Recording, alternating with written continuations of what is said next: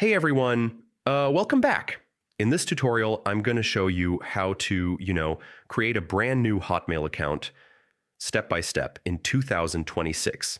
It's super simple, and we'll go through everything together. So let's get started. First, open your browser and go to the Hotmail or Outlook sign up page. You can just type Hotmail sign up in Google or go directly to outlook.com and click Create Account.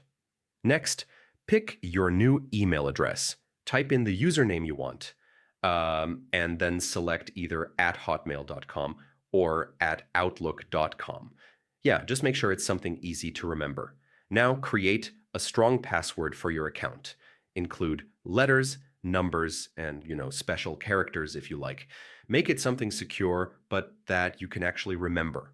Then fill in your first and last name, date of birth, and country or region.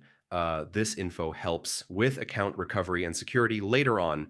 Next, complete the CAPTCHA to prove you're not a robot. This usually involves typing letters or selecting pictures.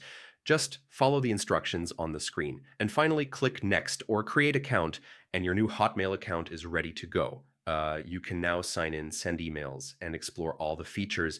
So that's it. You've got your new Hotmail account all set up.